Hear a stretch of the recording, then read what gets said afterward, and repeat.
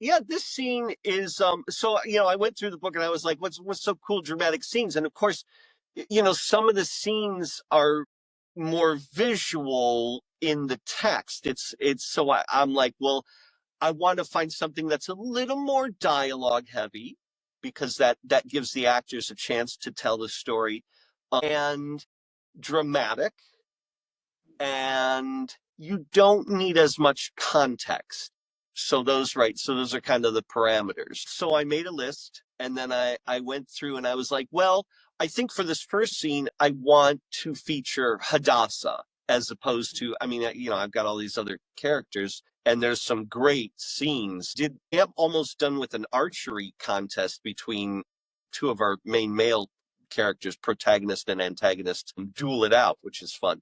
But I did want to, because it's an introduction to this and Hadassah is the main character, I thought we should start with Hadassah. So, and then having them track across the desert is great because you're just like, well, there's going to be, their footsteps and some wind, and that's it. And the fact that that's the only sounds you're going to have is desolate, right? Like that, like the absence of other sound effects actually makes more of an impact. Yes. Then when you hear the first part of dialogue, you're like, wow, lonely, alone. That Yeah. like single voice, like just piercing, that just sounds so isolated and so alone. And so I thought that's a good, powerful scene to have. That's exactly how I felt when I just listened to it just a little bit ago, like 10 minutes ago, I think. No, 16. We've been talking for 16 minutes. 16 minutes ago when I listened to it, you can feel it and you're walking along, you're all by yourself, and then all of a sudden, that's all that's there. I say I put myself in the shoes of the characters. Which in for any author. Yes, completely. And it was a scene with all the men. I have to tell you something. This is so much fun. We did a scene with all the men last time. So this is a scene where the girls got to shine. And they're awesome. I mean, we've got Isabel, who's a absolute top-notch actress. And then the other one, and if you did you listen to the outtakes? I did. Oh my gosh.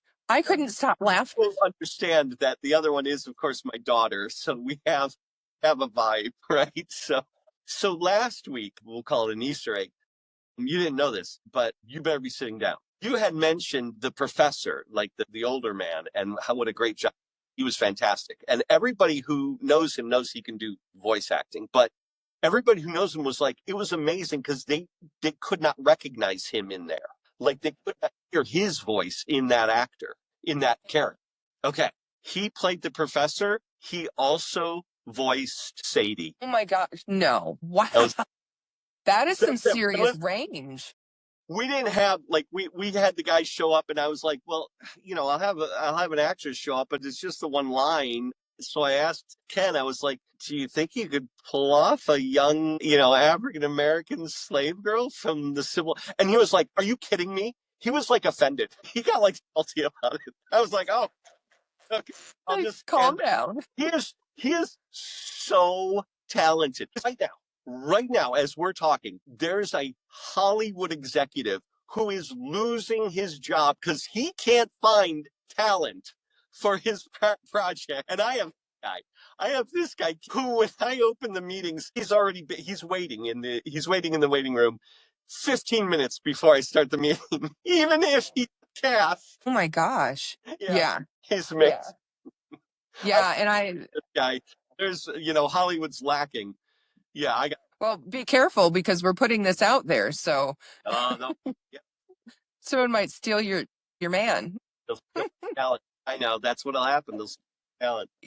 I mean, that's whatever, because then more talent will come in.